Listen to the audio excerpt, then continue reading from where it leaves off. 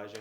And I'm Roby. We're the Jock Lab team, and Jock Lab is the developers of the world's first robotic basketball defender, DL.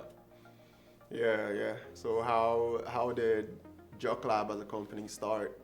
Yeah, so robotics has always been a huge passion of mine. As a kid, I would drop toys out the window, just to break them apart, see what's inside them, and eventually put them back together. Right. And then, so when I got to middle school, I joined a robotics club. And then when I would get home, I would build robots from old computer parts and toy cars, on my free time. And so fast forward when I got to college, that's when I heard about the Gusty Entrepreneurship Cup. The Gusty Cup. Yeah. And so, I decided to enter the pitch competition, and I came up with this crazy idea, to build a robot that you could play a game of basketball with. Okay. And of course, at the time, it was a crazy idea, but it was a challenge that I accepted. I was just, big on robotics. And so, I built the first two prototypes in my dorm room, after studying, doing my homework, of course.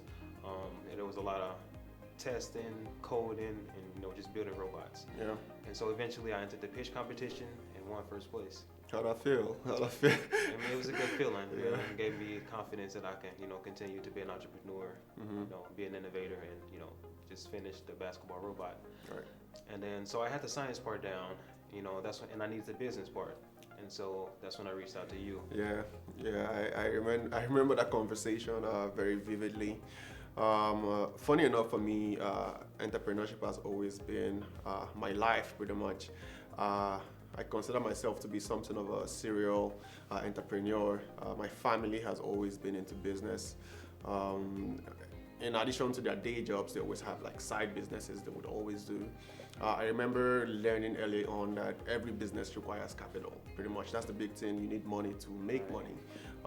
So I remember my first business. I was selling phones. I would sell Blackberries. Those were the craze then. And I actually used the money from my school fees to start that first business. So I'd sell the Blackberry, make a profit, pay back my school fees, and just kind of roll that into a next business. I rolled that into a poultry business. I had like 240 beds on a small farm, and I sold that, rolled that into a car business, and I'd buy and sell cars. And I closed that at the end of the day just to fund basically my first semester here in the U.S. of college. He also paid a good chunk of my flights like down here as well. So with all the business experience, how did you translate, your experience to what we're doing now, at Jock Lab and building the robot? Right.